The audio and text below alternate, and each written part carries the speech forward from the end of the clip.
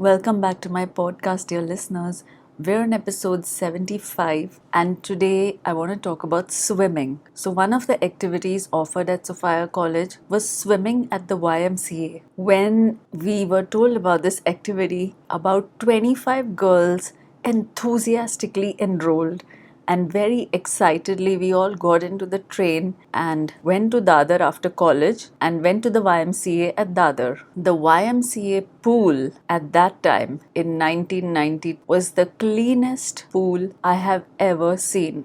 I don't know how it is now, but any pool that I have been in after the YMCA pool, I have felt the difference. I did not feel any problem in my eyes when I got into the YMCA pool and opened my eyes underwater. I just don't know what to say. It was a super clean pool. So when I enrolled for the swimming activity, I did not have a swimsuit. I did not own a swimsuit. Mom would barely spend on the cheapest innerwear for us. Like the bras that we wore probably cost 30 or 35 bucks each. So a swimsuit was going to be a lot more expensive, a lycra swimsuit. And Nancy auntie came to the rescue. She had a black swimsuit that she gave me. By this time, I had gotten the best possible body that I could attain. I was perfectly slender and feminine, and I had my curves at the right place.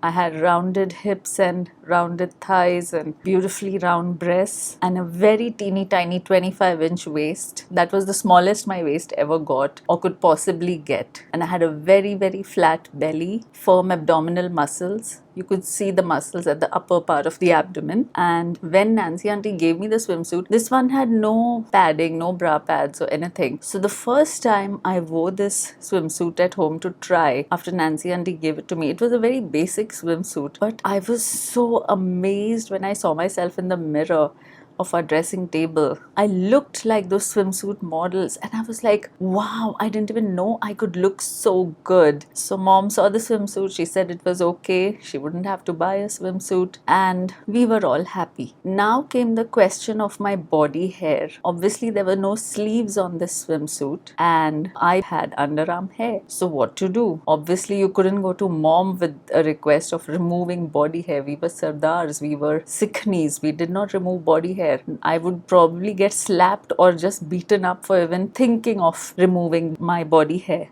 So I did not dare go to mom with this request. Now, for some art and craft works, we did have those thin blades in our house. There used to be some really thin blades that I don't know nowadays. I've seen blades with handles that guys use for shaving. And at that time, you could buy a set of these really thin blades. Obviously, you were not supposed to handle them directly with your hands, but I had one such blade in my house. I don't know how old or rusty it was. I don't know what it had been used for before, but I went into the toilet and discreetly tried to just shave off as much of my underarm hair as I possibly could with that dry blade. I had no idea how to use a blade. These were pre-Google times, remember? So I just tried to remove as much of my underarm hair as I could and I flushed it down the toilet, and that was that. And other than that, my thighs were pretty hairless. There was no visible hair on my thighs. It was goldenish kind of. The calves had some hair, arms had some hair. So basically I looked presentable in a swimsuit. So thanks to Nancy auntie, I got my first bra, I got my first pretty lacy petticoat, and I got my first pretty, very beautiful swimsuit. And I was so happy. So the first day, all the girls very excitedly went to the YMCA, and I think a coach had not yet been appointed, but we were allowed to go into the pool. So all of us were in the shallow side, and I tried to be brave and I tried to get my feet off the ground, and I found that I could move a little with my hands and feet not touching the lower part of the pool, and I was very excited and I was like, I can swim,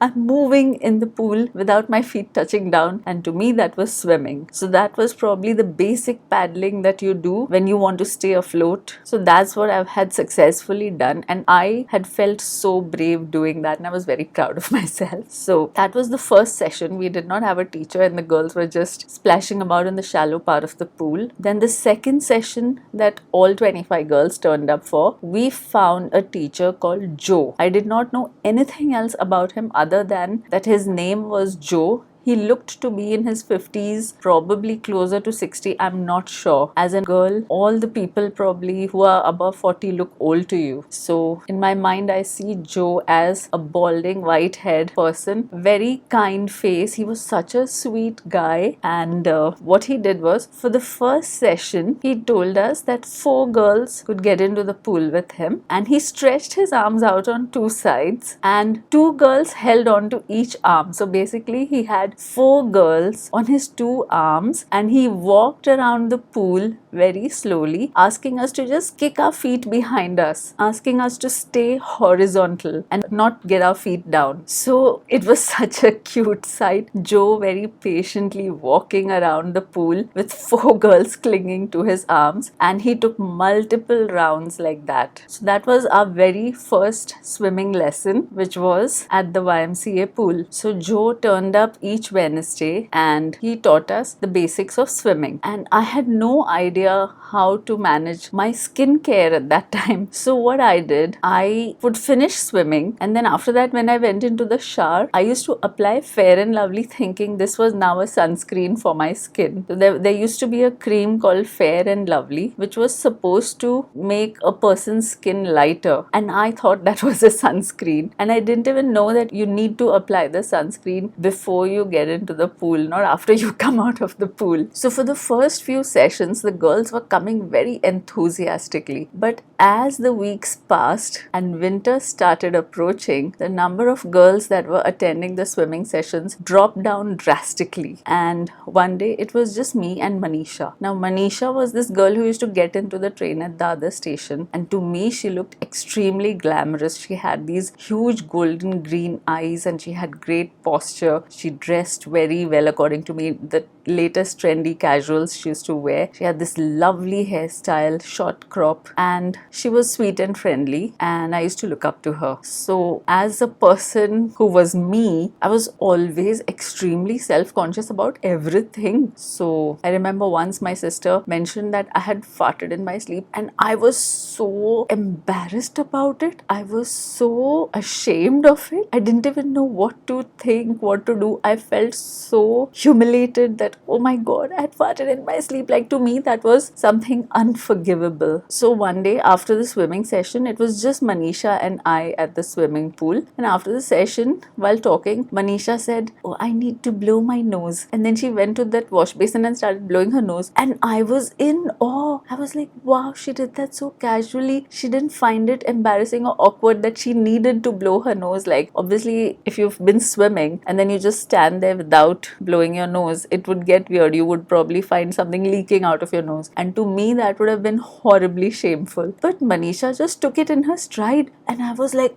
wow, you can do that? You can just be there talking to someone and say, I need to blow my nose, and just blow your nose? This kind of blew my mind. Now what happened was, November approached. November and December. All the girls vanished. It was just me and Joe at the swimming pool, and our teacher from Sophia College, of course. So for me, it was like getting exclusive access to the pool. I had the teacher, the swimming instructor Joe, all to myself, and the teacher's focus was also on me. And week after week, the teacher noticed that every Wednesday I was sincerely coming up to the pool and swimming. So according to them, I was the most sincere student, and according to me, it was the most amazing thing to have an entire pool to myself, to have a swimming instructor all to myself, and to have a teacher completely dedicated and paying attention to me. So I felt this was the best possible thing, and I enjoyed my exclusive swimming lessons. But of course, that also came with a downside. I had this horrible panic of the deep side, but now that I was the only student, my teacher was intent on sending me to inter-college swimming competitions. She felt I could do it, and here I was getting absolutely terrified of the deep end. And Joe was an excellent teacher. I loved his method of teaching so much,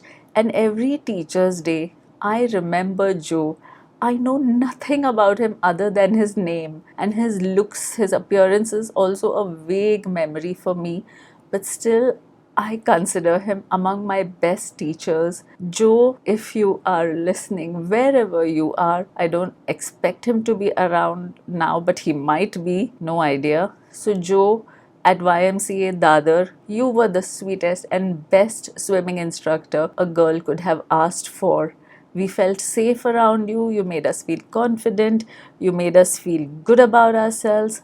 Thank you, Joe. Later, when it was summer vacation, my mom sent me to the Mulund pool for swimming classes so that I could swim some more. Very naively, while filling the form, I put a tick on already no swimming. That was a mistake. They put me in an advanced batch of swimmers. I was not happy about this. I wanted to join the basic students. I wanted to learn the basics again. But no, I had made the mistake of ticking the wrong box that said that I already knew to swim. And so I endured the torture of again spending most of my time in the deep end of the pool. We also had to dive. So the swimming instructor took us to the first level of the diving board. That itself felt too high to us, but with some encouragement from the teacher, I dived into the pool, and he did not give any instructions for how to come up. So I dived, and I could see all this water around me, bubbles around me, and I'm just there. When I came up, I saw that the instructors were ready to jump in because I had taken too long to come up. Then the instructor told me that once you enter the water, you need to start moving your hands and feet to come up. So who was going to tell me that? Nobody had told me that. They just told me to dive, and I dived. And then I just waited.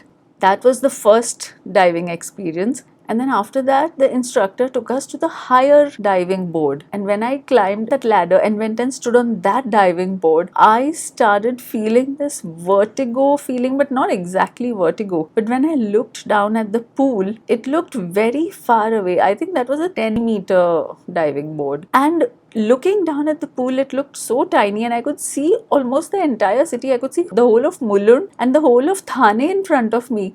And I felt that if I jump, the pool looked so small, I thought I might miss the pool and land somewhere else. And I was terrified. I experienced this terror. And then I declined to dive and I came back down. And then my mother kind of just shamed me for that. And I felt so disheartened. And then there was another student and the instructor just kicked her. He kicked her on her back and then she dived. So my mom said, see, even she dived. And in my mind, I thought if the instructor had kicked me, even I would have gone and dived. And then I gathered my guts and I said, no, this time I am going to dive. And a second time I climbed that diving board. And for a second time I chickened out. And then I felt even more ashamed and disheartened. So that was not good. And mom was like, see, you couldn't even dive from there. Everyone else dived. You didn't dive. And I felt so bad. So those were my experiences with swimming. I never did become some excellent swimmer, but I managed to stay afloat. I managed to stay alive. And these were my experiences about swimming while I was at Sophia College. Unfortunately for me, the torture of the summer I turned 18 did not end just with the swimming. In addition to swimming, when I turned 18, my dad got me a learner's license and he would make me practice driving every day. So my parents got the brilliant idea that I would drive the car from Vikhroli to Mulund with my mother and a couple of other girls from our township in it. So my summer of torture was the summer I turned 18. I would have a car full of girls, first go through that sheer panic of driving for half an hour, reaching Mulund parking, then the sheer terror of swimming in the deep end of the pool and diving, and then the sheer terror of driving back. I was not crazy about that summer when I turned 18. Next time I'll tell you some more experiences. Till then, stay healthy, stay happy. Bye for now.